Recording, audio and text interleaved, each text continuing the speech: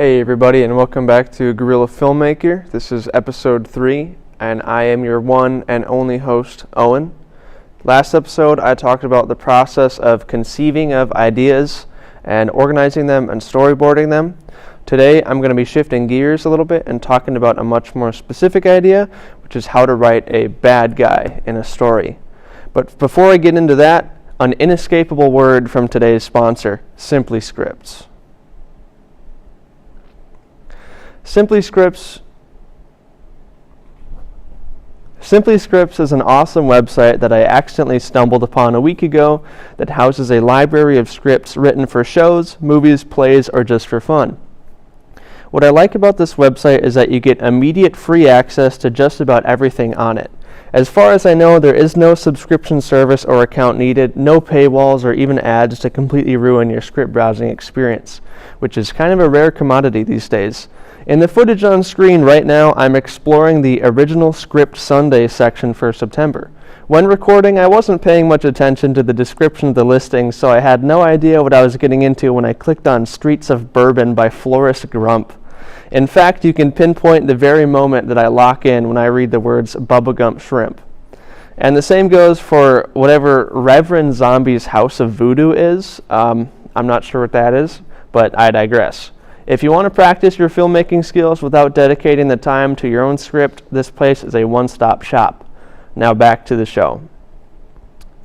So as you most likely know, every story has a protagonist and an antagonist, which are not technically synonymous with the terms good guy and bad guy, but for the sake of this show, I'll be using them interchangeably. Every story revolves around a good guy. The world may not revolve around them like some of the best media may show, but the plot points will because viewers need a character that they can relate to. On the flip side, the rules regarding the antagonist can be whatever the hell the writer wants. They don't even have to be a person. Now, if you've ever had the displeasure of watching the pile of garbage that is Snakes on a Plane, you'll know that the main antagonist isn't just some guy with a vendetta against Samuel L. Jackson. It's literally a bunch of snakes on a plane, and they're really angry, like the title would suggest. Similarly, one of my favorite movies ever, Full Metal Jacket, isn't about a main character defeating a bad guy, but instead it's about a boy fresh out of high school and who is experiencing the horrors of war. There is no bad guy, it's only an evil world that the good guy has to adapt to. So why would a story need a bad guy at all? Well, there are a lot of different reasons. The point of a bad guy or antagonist is to challenge the protagonist and force them to grow, whether it's for better or for worse, because people really only grow when they're put out of their comfort zone. The antagonists make the protagonist go on a journey, which is the actual entertainment value of the media itself. Think of how boring a show or movie or whatever would be if there was no conflict and there was no journey, there was no actual content to experience or get joy or entertainment from. So how do you write a bad guy? To be honest, I'm not nearly the most experienced person in this subject, but I have written or at least conjured up a few in the past. What I found to be the easiest method is to start by first identifying the traits of your protagonist and then thinking of what possible traits the villain could possess that would complement that or hinder the protagonist. For this, I have prepared a nice little video for your viewing pleasure. Hey everybody, and welcome to the video portion of today's episode. Today's episode I'm obviously talking about how to write a bad guy, and I have a little drawing program to help me demonstrate how to actually do so. Let's get started. On my other monitor I have a notepad that has the outline of a little bit of a story for us that I'll go over quick. So they say write what you know, so I started by picking a Western theme because I love cowboys, and naturally I decided Southern California is a good location because it is a cool place. So my little story is as follows. Sadie, the hat collector, has recently overheard local townsfolk talking about buried treasure in the nearby Sombrero Mountains, which just so happens to be the territory of the California Cattlemen, a gang of dirty hat hoarders who don't take care of their headwear. Sadie rides out to the Sombrero Mountains, where she successfully digs up the treasure, a solid gold top hat, only to have it stolen from her in a robbery led by Sombrero Sal, the leader of the cattlemen. The rest of the story is about Sadie and her quest to recover the golden hat, learning to overcome her own lack of intelligence in her search to find Sombrero Sal. I forgot I put that there. So right away I've introduced two characters, Sadie, who is our protagonist. She is a hat collector based in California. I like to imagine she takes very good care of her hats. There she is. So this is Sadie. I've also introduced a second character, Sombrero Sal. These are our two characters. We have Sadie and Sal. And Sal is our bad guy. He is the leader of the gang that robs her of her hat. And he serves as the villain of the story who forces her to grow and overcome whatever problems she might have. So because I sat down and wrote this whole plot in like 10 or 15 minutes, it's not that fleshed out, obviously just very bare bones for sake of example. But I decided to give each of these characters three basic traits and a motivation. Sadie's motivation is obviously getting that damn golden hat back. That's why she goes on her quest in the first place and then overcomes her lack of intelligence first. I don't know why I picked that as her problem. And then Sal's motivation is keeping that hat for himself, of course. And obviously that would create some sort of conflict between the two in the story, which actually drives what's entertaining about it. Like I said, I gave each of them three traits. I gave each of them a positive trait, a neutral trait, and a negative trait. To start with Sadie, I'll go over her positive one. So I think it takes a lot of guts to do what she does, because she is willingly going into, violent gang territory. So I think that'd be pretty brave. So that's her positive trait. On the flip side, Sal's positive trait is that he's cunning. I picture you would have to be pretty smart or cunning to have control of a gang of your own that you can manipulate and get them to do whatever you want. Cunning isn't exactly the opposite of brave, but I think cowardice doesn't really fit here, because these would have to be pretty brave characters to be, butting heads for the story, especially in this time period. As for the neutral trait for Sadie, I really wasn't sure what to do, so I just decided to make her religious, because it's not a good or bad thing to be religious. It's just kind of like I said, a neutral trait. And religion is obviously a pretty big part of Western culture and can make for a pretty interesting character because it can act as motivation. On the flip side, we have Sal, who's non-religious, because I also wasn't sure what to do, but this is an example of giving your bad guy a negative trait, an anti-trait, the opposite of a specific trait the protagonist has. Originally, I was going to make one of them brave and the other cowardly, because they're opposites, but like I was talking about earlier, it doesn't really fit for the story. So I figured it made the most sense to give them both opposite neutral traits, because both being religious and being non-religious can have pretty big impacts on a story, especially in this setting. Thirdly and lastly, the negative trait of each of them. So I said Sadie has to overcome being dumb or whatever. So I just put down that she's a simpleton because it's a funny word. And this really doesn't make that much sense as a negative trait. It's not inherently bad to be dumb, but I picture in this context it could be funny, so maybe this could be a funny story. Maybe just Sal forces her to be smarter through her journey because she has to learn all sorts of things to overcome these different obstacles or plot points. Not to mention, simpleton is the opposite of cunning. Sal is a very sly, smart character, so it would make sense for them to be opposites in that regard. So for Sal, the negative trait I gave him is that he's greedy, because he wants to keep this solid gold top hat to himself when it should in fact belong in a museum instead of being kept to one person. One thing I would like to say is beware of making your villain giving him all bad traits, just like giving your protagonist all good ones, because the last thing the viewer wants, at least if it's not maybe like a children's story, is for a character to be one-sided and have no dimension. I could very easily remove all this and make her like brave, she's kind, she's smart, and then him, the exact opposite of those traits. That would make for a boring story because she would very easily overcome him and she wouldn't learn anything. But by giving these two mixed traits, so like I said, positive, a neutral, and a negative one, it creates more of an interesting dynamic between them, so it's not nearly as one-sided in one person's favor and is more so balanced, leading to a much longer and more interesting conflict, one that actually gives her a chance to grow as a person and therefore provide a story.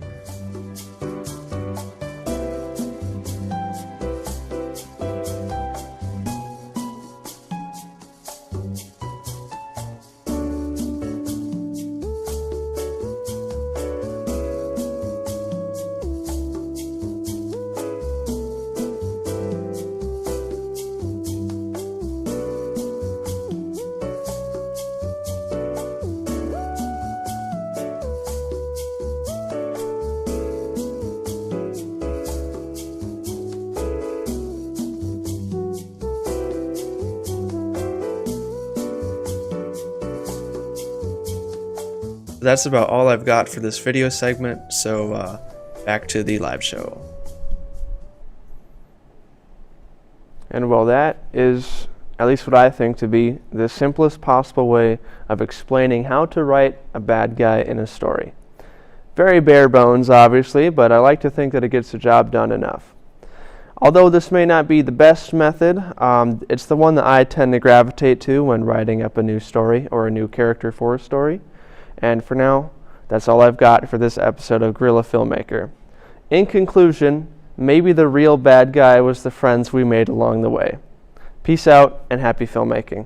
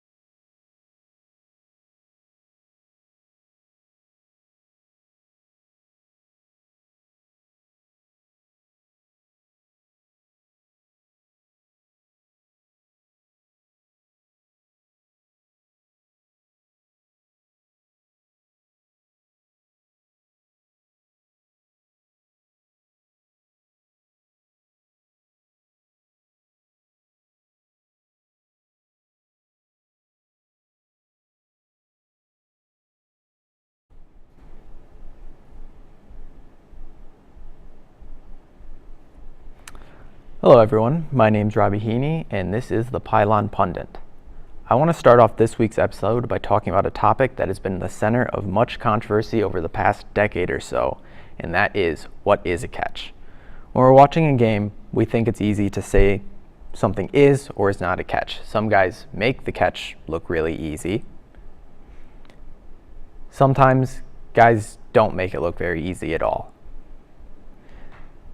But then there's a lot of times where it's a very close call and the refs have to make a decision, and then you have a lot of replays and a lot of controversy comes from that. It seems like once a week you have a play where there's a debate whether or not the player actually caught the ball, was he in bounds, whatever the case might be. The biggest catalyst for this debate, I think, comes from the Cowboys versus Packers divisional round game in 2015. It appeared on first watch that Dez Bryant had pulled down an incredible and difficult catch to set up the Cowboys near the goal line in a very close playoff game. But after review, the refs claimed that he was not able to secure the catch. So it brought up the question, what criteria are used to determine what is and what is not considered a catch in the NFL? Here's a quick video to go over those rules and criteria. The debate about what is or is not a catch in the NFL has been going on for decades now.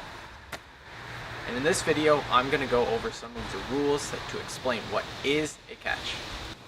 So the first aspect you need to consider when making the catch is probably the most easy to see when you're watching football play, and that is just catching the ball with either the hands or the arms, something in that manner. Can be one hand. You see a lot of the highlights where it's just a one-handed catch, but the key is that they maintain control of the ball. Even if it's with one hand, it's not loose and falling around, but they have secure the ball in their hands, or like I said, in their arms some way, somehow. That is the first step in determining what is a catch.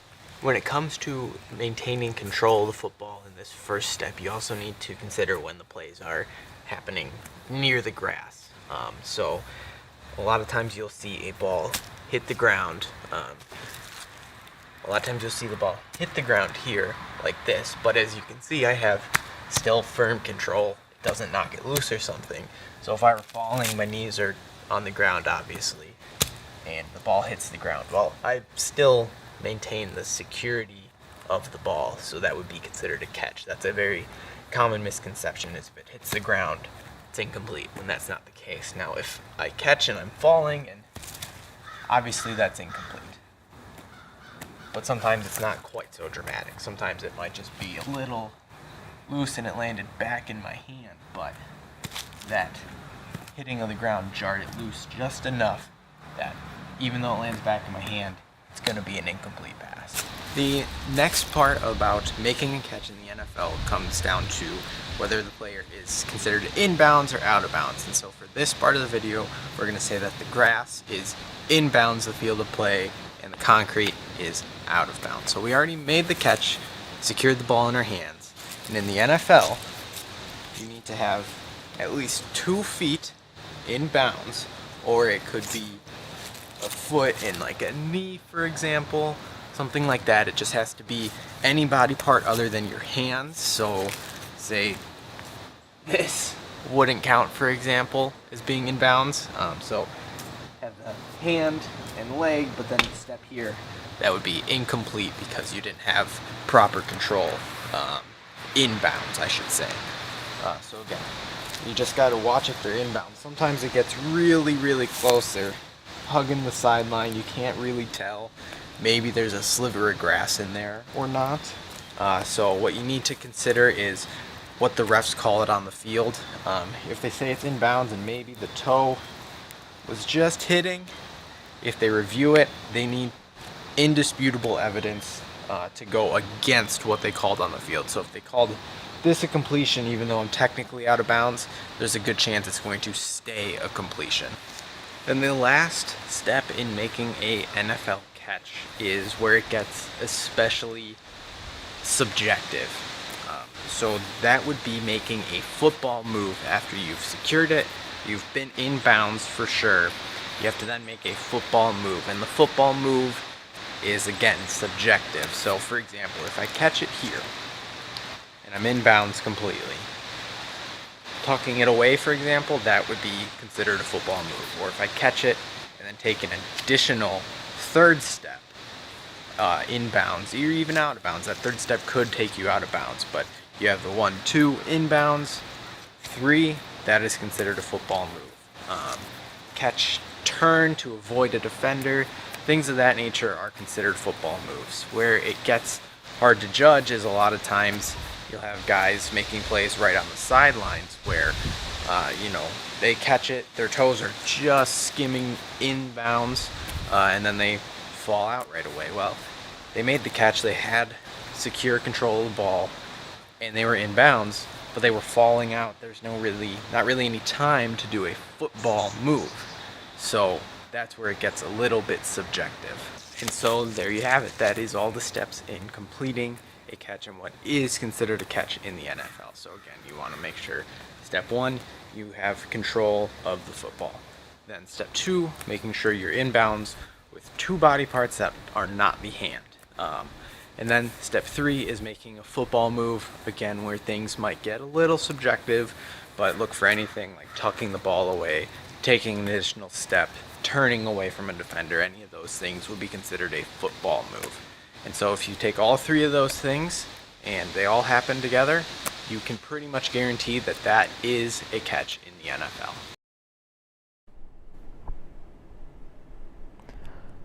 Now that we've cleared that up, I want to take a moment to talk about today's sponsor, Gatorade.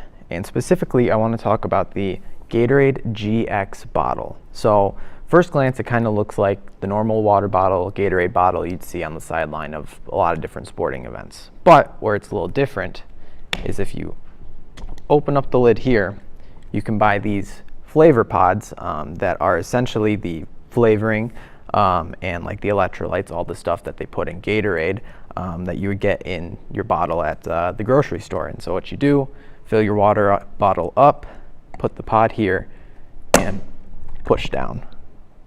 And that'll fill up the water with the Gatorade mix, and then just like that, you have your favorite Gatorade on the go, super easy.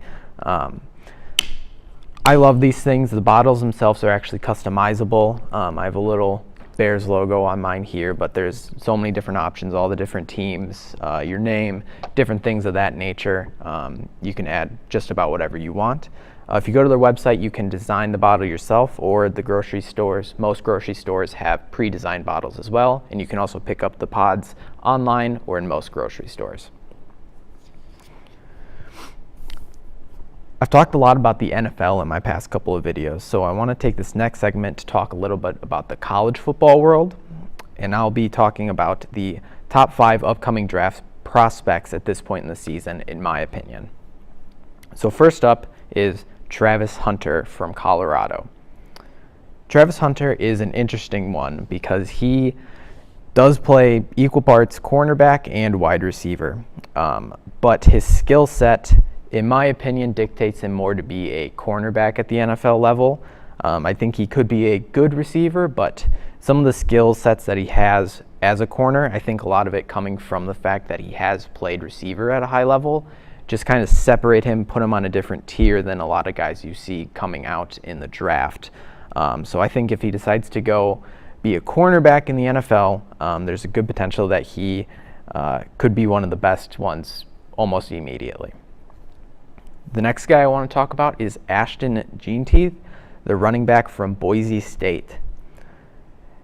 Jeanteath's been the talk of the college football world this season. In just 16 quarters of play, he has over 1,000 rushing yards, 16 touchdowns, and averaging about 10 yards per carry. Those are just video game numbers. You don't see stuff like that often. He's getting pulled from games at halftime, so his numbers could be even crazier.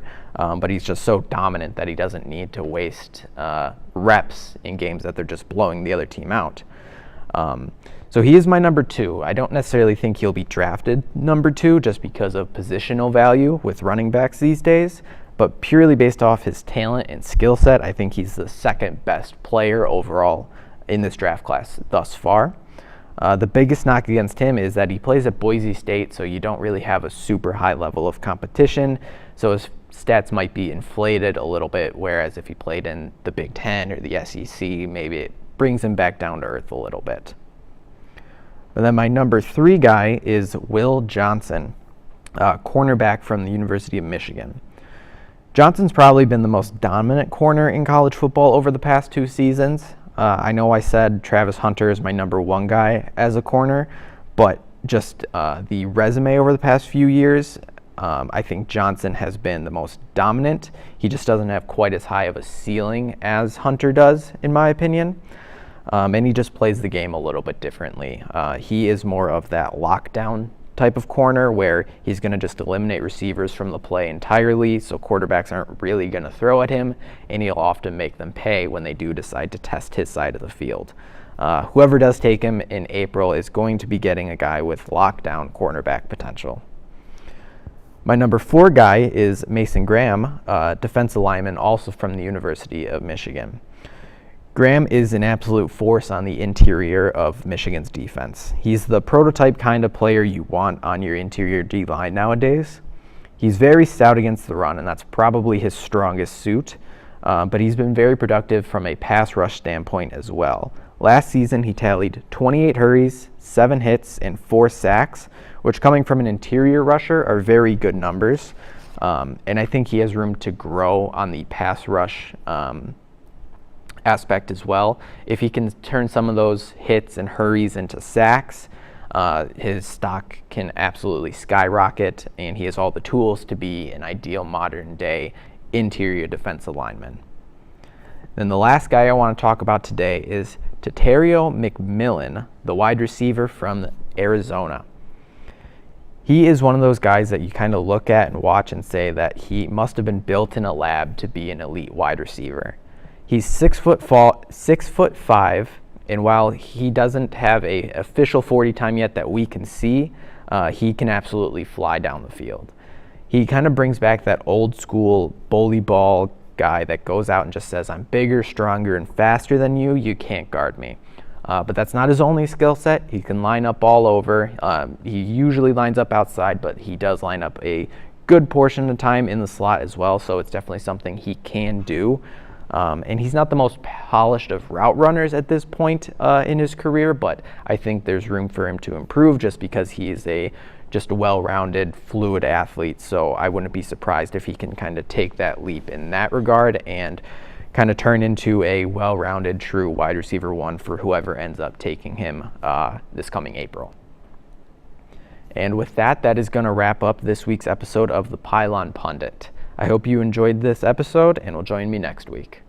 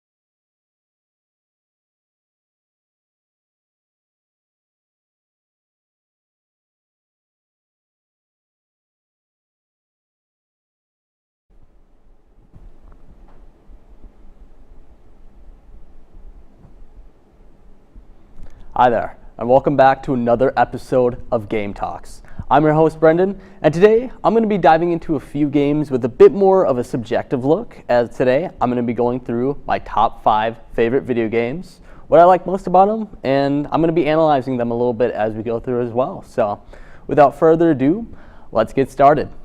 At number 5 for my top 5 favorite games, I have Assassin's Creed Black Flag. This game is hands down my favorite pirate game of all time. Just the atmosphere that it sets you in, being a pirate from the 1500s, 1600s, and I think the main aspect of this game that's so alluring is the combat, whether it be the ship combat or just like pirate or like person-to-person combat.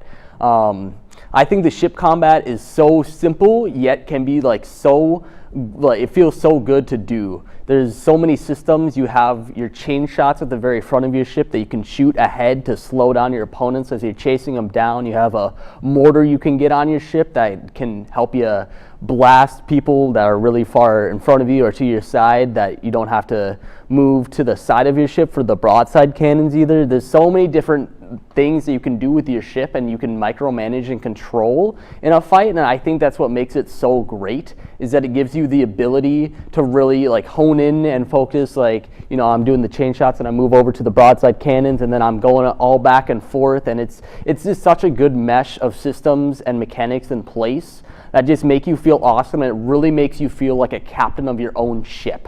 Another aspect that I said is person-to-person combat. I really feel like the game is built for you to be, surrounded by a crowd of enemies and stuff like that. And with how the game is built with combat, is that you can push a button to block somebody's attack, and then you can grab another person as a human shield and use them and stuff like that. And then you can do combos on another guy. And it's just overall is such a satisfying combat experience when you're going back and forth and you're seeing this guy attack and you stop them and stuff like that. And it really just is built to make you feel overpowered and just to make you feel like a badass pirate, like it's supposed to feel like. And so I feel like the game incredibly excels at its combat, whether it be ship to ship or person to person. I feel like one place where the game falls a little bit flat is with the story. I think the story, it's good. I wouldn't say it's bad in any aspect. I feel like at times, though, it can drag on and it can be really simple. Not to mention the fact, too, with Assassin's Creed games, I'm just not a big fan of going into the present. I'd much rather stick, into the past or the simulation aspect of the game rather than, have my immersion be broken in the middle of it going to the future. But that's just a personal thing for me, and I feel like the story in Black Flag still overall has a really satisfying ending at the very end of it. And not even to mention, too, just sailing around the Caribbean Sea on your very own boat with your crew singing sea shanties and just exploring, some big islands with giant cities and stuff like that, and other islands, where it's just maybe a treasure chest and a palm tree, and that's it. I feel like just, the whole just atmosphere, the combat, generally the story is good. I think everything about this game is really great, and I feel like it really excels where it wants to. And I think it still really holds up today as one of the best pirate games that we've seen. So, moving on to my 4th favorite game, I have Baldur's Gate 3. This game took me so much by surprise. I remember last year when it came out, last August, my friends were all talking about, when are we going to play Baldur's Gate? When are we going to hop into that? And I was like, what's Baldur's Gate? I've never heard of that game before. I've never seen anything about it. But if I had to give an elevator pitch for the game, I would have to say that it's just Dungeons and Dragons as a video game. I think the best thing that this game does is giving you a choice. As you can see behind me, you can, just in the character creation screen, you can pick 12 to 15 different races. I picked a Dragonborn because they just look awesome, and some of their features is that they can breathe out fire, acid, or ice depending on which type you pick. And every single race has these special features that make them stand out and make a player be like, oh, I want to be, the half-orc for, extra melee damage and stuff like that. And I think it's so great that you can not only just pick your race, but there's so many different classes as well. There's 12 different classes you can go through and pick. And in the game, you can multi-class as well, which allows you to mesh classes together. And so it really just allows you to make make your own build. You can be like, oh, well, I want to be, like a half elf who's a bard, but is also, really good with swords and like is just like a fighter. And you can just do that. And the game just allows you to do that freely, which I think is so amazing and impeccable. And I think is really what sets this game above other games, other RPGs. And I think too, going along with that about giving players choices is that in the story, there are so many different smaller dialogue options that you can pick and stuff like that, depending on the choices that you've made. I know previously I've played a paladin character and stuff like that. And so a lot of the times in dialogue, I had options where I could be like I can judge you and stuff like that, or I can pass a judgment on two characters who are in a fight and stuff like that and decide who's right because I'm a paladin and I'm supposed to be, like the ultimate judge and stuff like that, which is just amazing that they've went so far into detail that depending on what class you pick or what race you pick, you have these special dialogue choices.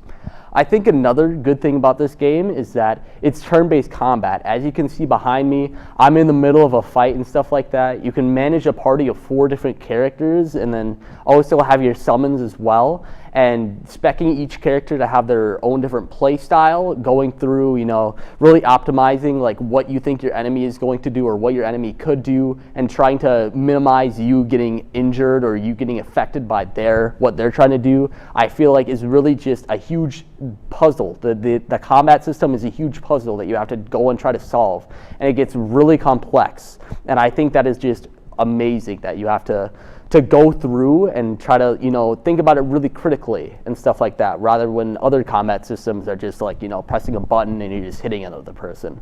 And so I think that's another place where this game really excels. I could go on about this game for hours. I could go on about these games for hours, but unfortunately I don't have the time to do that. So moving on, we'll go to my third favorite game, which is Terraria.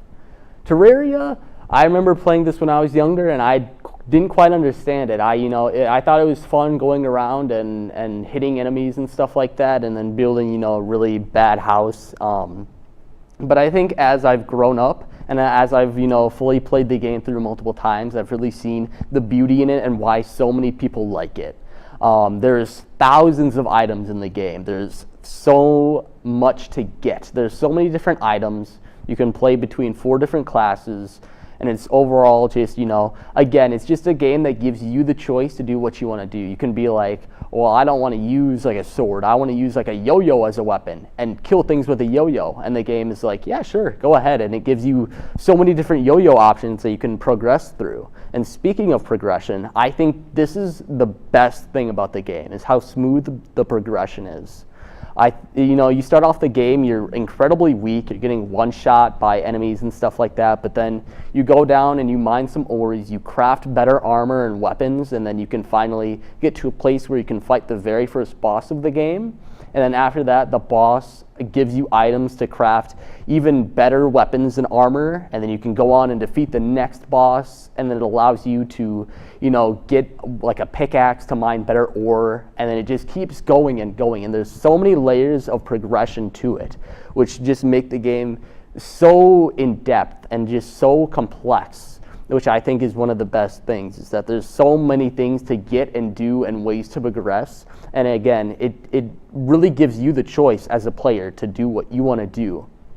And so I think that is the best thing about all of these games, I think, is that why they're my favorite, because they allow you to do what you want to do as a player. And so going on to number 2, again, following the same trend of giving you choice, and is also a fellow RPG, is Fallout New Vegas.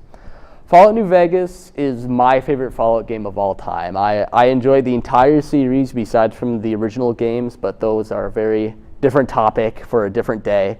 And I remember I got into this series with Fallout 4, and I enjoy the atmosphere so much. I really enjoy the wasteland and nuclear dystopian kind of future and stuff like that. And so I went back and I played Fallout New Vegas, which is going on to be 14 years old the 19th, which is absolutely crazy to think about, how a game from 14 years ago is one of my favorite games of all time. And I think overall the game is just incredible. The story and the choices that you can make in the story hold up to games that are releasing today. You know, I talked about how Baldur's Gate gives you the choice and stuff like that, and I think Fallout New Vegas is just in the exact same tier as that game, where you can just be like, I don't like this NPC, and then you can just punch him in the face, and then you can kill him, and then you can be done with that guy, and the game allows you to do that. You know, there's nothing stopping you from doing that, which I think is just great. I think where this game kind of falls flat, obviously, is just due to its age. Its graphics aren't that great. You know, its gunplay is nothing like the gunplay that we see in some other games and some newer shooters and stuff like that. But that's just to be expected from a 14-year-old game. You know, I think the graphics still relatively hold up well. You know, you can see like rocks and stuff like that. You can see bushes. You can understand what's going on and stuff like that. And I definitely feel like, you know, the gunplay is better than some of the gunplay in Fallout 3. So it's definitely an improvement, but definitely doesn't hold up. But I feel like Fallout New Vegas, it's just the ultimate story game.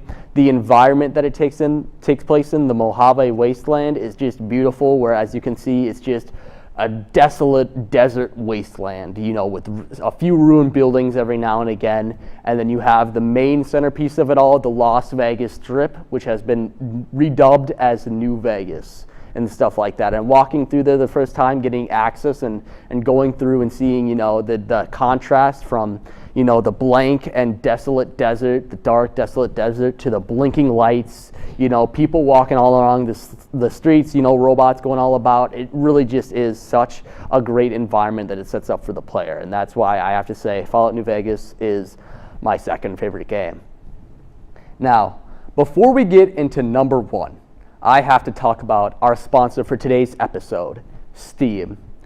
Steam is my go-to marketplace for games. It is not number one safe, which is the number one thing that you can ever really think of for a PC marketplace. You know, there's so many ads and viruses out there, and so many places where, you know, giving your credit card has it be stolen. Steam is an incredibly safe, incredibly reliable, is the number one PC marketplace out there. Steam also has thousands of games constantly being put up by active developers, you know, aspiring ones and stuff like that. And in addition to that, Steam hosts regular sales seasonally. I know in a few months, like in November, they'll be hosting their fall sale, which they provide incredibly discounted games. I'm talking about 75% off. Some games go up to 90% off. It's absolutely just mind-boggling, some of these sales on these like AAA games and stuff like that. In addition, it's filled with so many features that allow you to engage with the community of a game and stuff like that. You can go straight in and you can see people making like a guide for how to get achievements for a game and stuff like that. You can go through and see what your friends' activities have been doing, like what games they've bought, what games they've played, their achievement unlocks in video games, everything like that. There's so many features in Steam that allow you just to see what your friends are doing and what the community is doing. And lastly, Steam has an incredibly forgiving refunding system. The last thing you want when you buy a game is for you not to like it and then you to be like, well, I just wasted $60 on this game. But Steam allows you to refund games if you've played under 2 hours and if you've bought it less than 2 weeks ago, which I think is an incredibly generous refunding system, and it's just one of the massive perks that Steam has.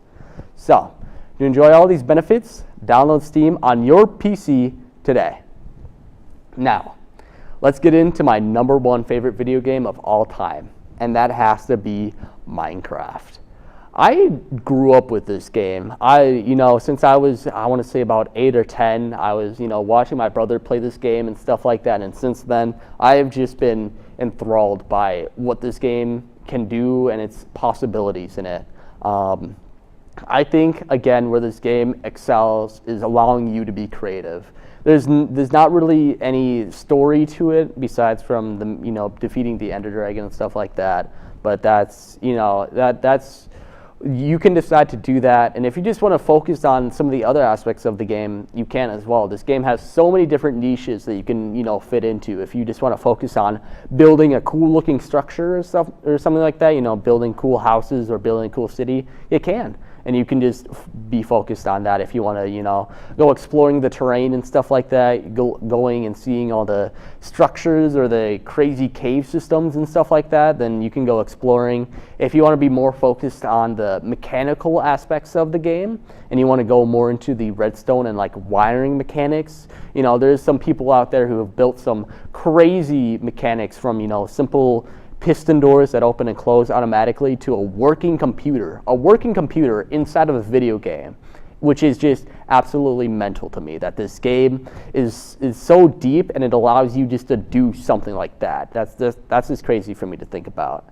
And so overall, I think just the amount of creativity and the fact, you know, that I remember hopping on and playing with my friends, you know, almost every night on my Xbox 360, just a nostalgic factor, you know, and it still holds up today as an incredibly polished and incredibly simple game that just allows you to be creative, whether, you know, you're a first-time gamer or you're an incredibly experienced gamer. It's built for everybody, which is just another great aspect of it.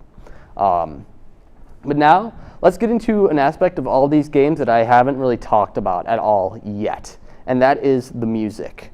I may not be an expert in music, but I can definitely be one to say where, you know, the music in this game sounds great, or I can see what they were trying to do for this music. So let's go into my video that I made about some of the music in these video games, and let's listen through a little bit of it.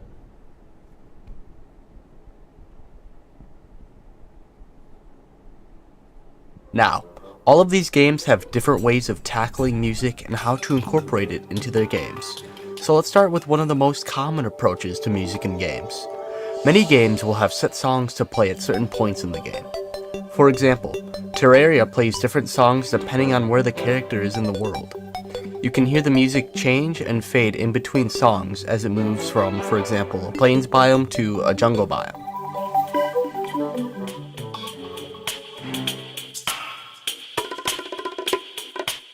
These music changes are also present when you summon a boss, where each boss has its very own special theme. Here's one of those intense fighting themes now.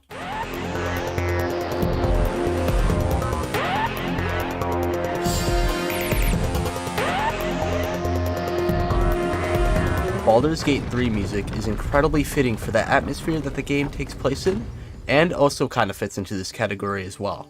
Baldur's Gate 3 has music subtly playing in the background as you adventure throughout the world, but it also has many ambient noises and sound effects layered on top of them as well, which helps you to keep immersed in the world.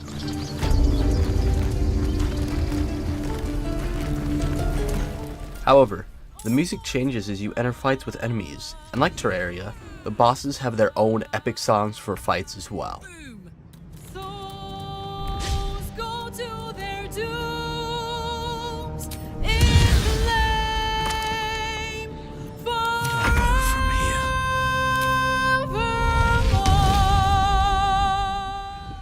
And I think it would be criminal if I didn't mention the menu music for Baldur's Gate 3.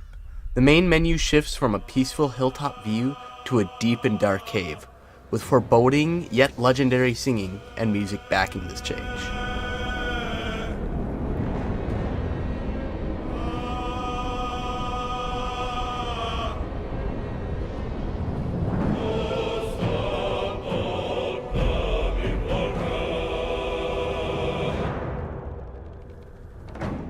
I think this main menu music is awesome as it perfectly foreshadows your journey in the game, with it being foreboding to represent you facing massive monsters or near unkillable villains, yet also has that legendary tone to describe your journey as well.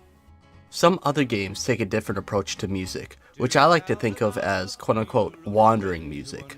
In the Fallout series, you have a special device that allows you to access your inventory, see your health, and acts as a sort of in-universe menu for you.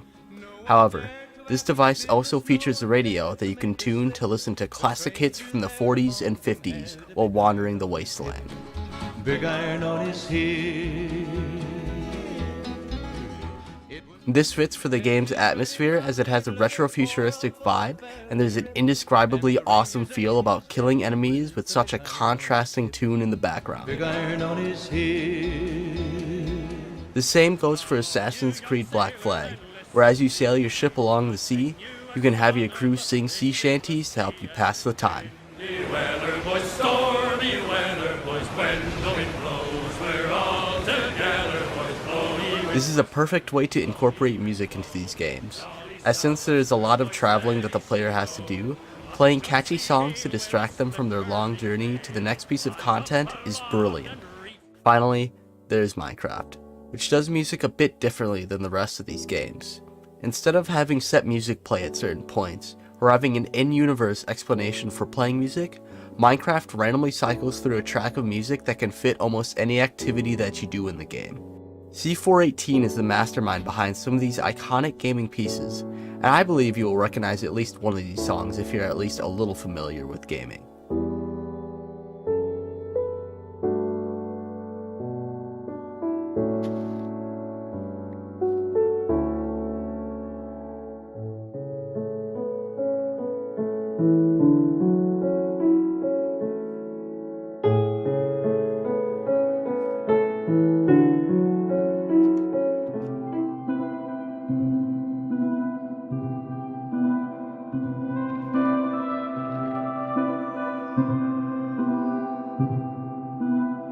The original Minecraft soundtrack has been cemented as one of the most legendary gaming soundtracks of all time, and for good reason.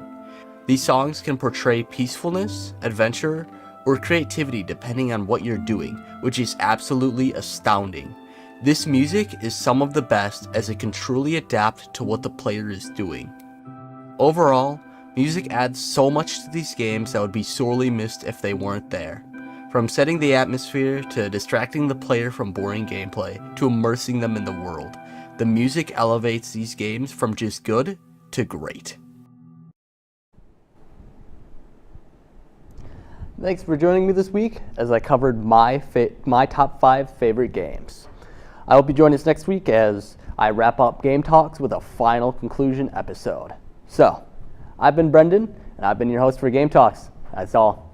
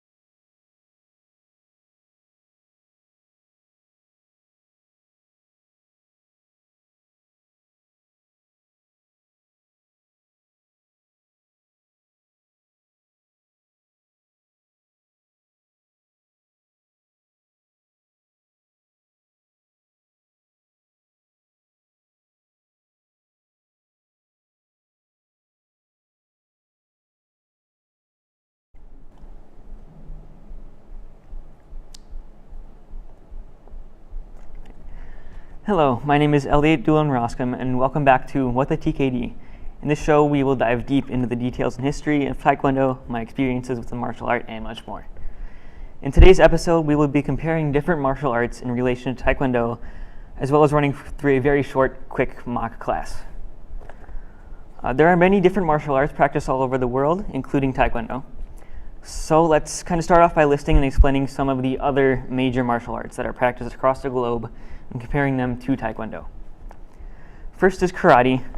Karate is a Japanese martial art whose physical aspects seek the development of defensive and counter-attacking body movements. Karate's traditional training themes involve fighting and self-defense, though its mental and moral aspects target the overall improvement of the individual. Karate can be described in one sentence: you never attack first in karate. This phrase was coined by Jichin Funakoshi, the Okinawan who brought karate to Japan in 1922, and who is accepted as the father of modern karate. Additionally, karate literally translates to empty hand, emphasizing the use of more hand techniques over foot techniques. To compare karate and Taekwondo, they both do teach patience and discipline, offer full body workouts, and emphasize self-defense over anything. However, karate uses hand techniques more often, while Taekwondo uses foot techniques more. Karate is more focused on staying on the ground over jumping and spinning, and karate only uses foot techniques, typically as a backup. Next is judo. Judo is a system of unarmed combat that is now primarily a sport, even being practiced in the Olympics. The rules of judo are quite complex, but it all boils down to cleanly throwing and pinning your opponent with a variety of different throws and pins. These techniques are intended to turn an opponent's force to one's own advantage rather than to oppose it directly. Kano Jigoro collected the knowledge of old jiu-jitsu schools of the Japanese samurai, and in 1882 founded his very first judo school, marking the beginning of judo's modern form. By the 1960s, judo associations had been established in most countries and affiliated to the International Judo Federation. Now, the main difference between judo and Taekwondo is that judo is usually more practical for street fighting, as it is much more physical than Taekwondo, using things like throws and exploring real-life situations. However, some Taekwondo schools, including Kim's Taekwondo, incorporate judo into their black belt training process, so you can get the best of both worlds there. Right, the third and final martial art is MMA, or mixed martial arts. MMA is a full contact combat sport that allows for the use of a wide variety of fighting techniques from various other martial arts and combat sports to be used in competition. These competitions allow athletes of varying disciplines to compete under one set of defined rules. Striking and grappling techniques are allowed while both standing upright and laying on the ground. Martial arts that are often incorporated into MMA fights include, but are not limited to, things like judo, karate, and even things like boxing. To compare these two, many MMA fighters tend to have a decent background in Taekwondo, incorporating some of the techniques from it into their MMA matches. However, much like judo, MMA is more geared towards street fight style matches. It is much broader in terms of what can be practiced and used. Taekwondo is quite narrow in comparison, and is said to have too many gaps that an MMA fighter could easily exploit. Right, now that I've covered some common martial arts and how they compare to Taekwondo, I'd like to thank the sponsor of this segment, Adidas.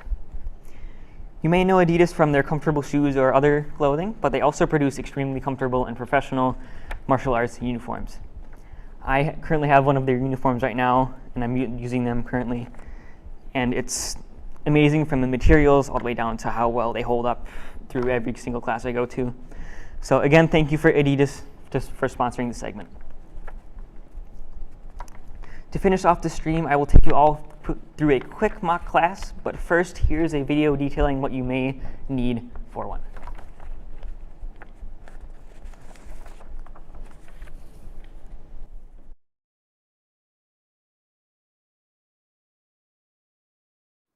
Hello, this is Elliot, and I'm just going to talk quick about what you may need for a Taekwondo class. First things first, just like the necessities, I have this uniform here. You will need a uniform eventually. You don't need a uniform like immediately. You don't have to like get one before you attend your first ever class. But you will need one eventually, so having a good uniform is important. You will probably be able to get one through the instructor though. And the uniform does include a belt. I have my belt here. Colored belts are going to look a little bit different, so will white belts as well. But that's what a black belt looks like. I forget which one is which, but one of these is, I believe, says Kim's Taekwondo. The other one says your name, so you get it custom embroidered once you get your black belt.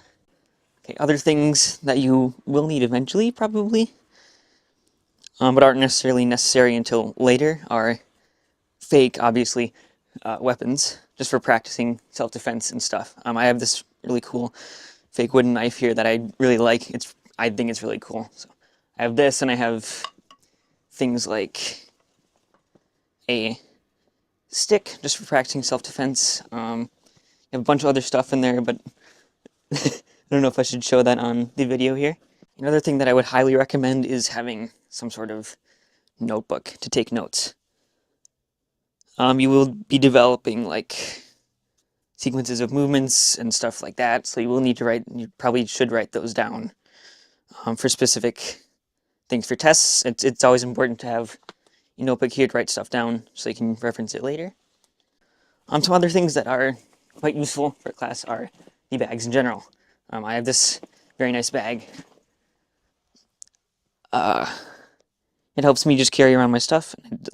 It's always there for me during my classes, so it's very nice to have that bag. Okay, and you can have like some other miscellaneous things, but one thing I also recommend having eventually is a mouth guard. I recommend having a mouth guard eventually, just for it's mainly for tournaments, because once you get into tournaments, you will need a mouth guard. Have stuff like that. Yeah, those are just some of the things that I would probably recommend for a Taekwondo class. Some of those things you won't need until like your brown belt or black belt tests, probably. But it's always useful to have those things, so yeah, let's turn it back over to the stream. Let's begin the class. All right, now we're hopefully a little more prepared for class. It's time to begin a class. Okay, first thing is bowing in. It's very important. It shows respect. So your feet are together, like this. You always look at whoever you're bowing to. So you bow in like this. Quick bow shows respect, and we can begin the class. Very first thing you want to do is stretch. We're going to be using our legs a lot, so stretching out our legs is very important.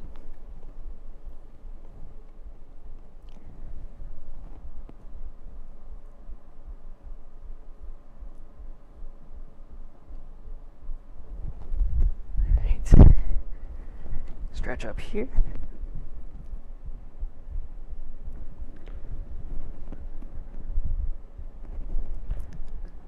Stretch out your legs a little bit, and also we will be using our hands, although that's not like the primary use. We will be stretching out our arms too. Just across your body. Stretch. Other side.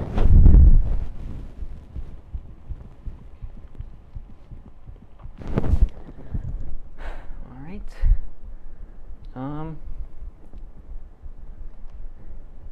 Now, there are a lot of aspects of a Taekwondo class, but I'm just going to do a couple.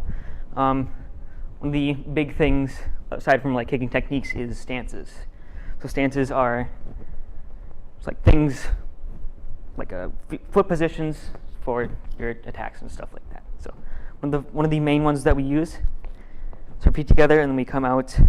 It's about a shoulder width apart. Our feet are a shoulder width apart, and hands in front like this. It's called Junbi stance. So your ready stance. All right, then the next stance we usually move into is for punching usually. Just step out about 2 shoulder lengths. This is horse stance. You want to be like you're riding on a horse, like this. Horse stance. Okay, we come back here. Another one is, I'm going to go this way. Another one is we just bring our right foot back. It's called walking stance. It's usually used for readying for kicks, things like that. And also we have L stance, like this. This is also used for readying for kicks, as well as we can do punches from here. This is usually for a kicking stance. right.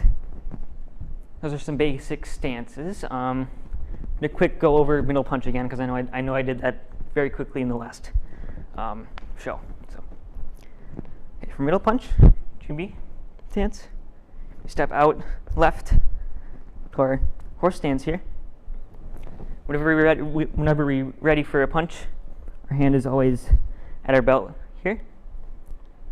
And then this hand comes out at the very last moment, switch it over. This gives you a lot of power behind the punch, like that. So again, back here, stance, out. It's your basic punch, middle punch. We usually do a couple of reps there. Okay, now we get into kicking. There's a lot of kicking in Taekwondo. So okay, this would be in our walking stance here. Right, for the kick, you're going to shift up with your weight here. And this leg is the kicking leg. So we're just going to do a basic front kick here. Shift up your weight. This is your chamber, so it gives you your power. Chamber up here, and then leg straight out, like that. It's your front kick. Chamber, out, back. There's our front kick. It's very important with the front kick as well to always hit with the ball of your foot here.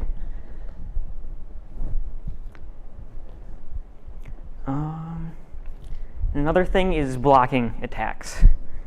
Blocks are also very important.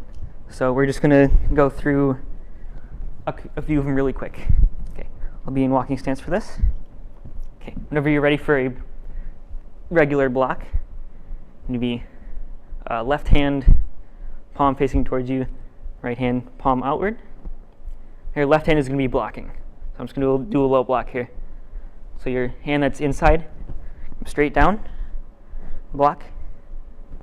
This other hand comes right back to your belt. It is important to note that really whenever you're not using your other hand, it's good to have it back at your belt. Again, low block. Okay, another one. Just do quick. Same setup. I'm going to use my right hand. Right hand in. It's going to come straight up above your head, and your left hand back to your belt.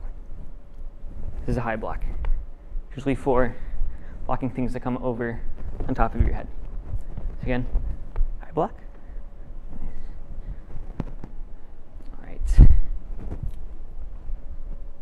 I will really very quickly, there are a bunch of forms, which are basically just like a collection of movements. And the first one you're going to learn is called Chanji. It's the white belt form. So you're going to be moving around a lot, but I will just do like the first little bit of it. So whenever we start a form, it's in our Junbi stance here. Okay, let's do the first couple steps. The first step of the form is step out to your left, throw a left hand low block. Then we step forward, walking stance, middle punch. And then lifting our right foot up, just putting it the other side, opposite. Right hand low block this time. Step left, then left hand middle punch. And that goes on for a little bit, and then you come back here, and we bow back. That's just a very start of Chanji, the first form. When we're all done with a class, we'll come back here, go into this, and then bow out to the instructors. All right, and that is the class done then. All right, thank you all so much for watching and maybe even joining me on the class. I will see you next week.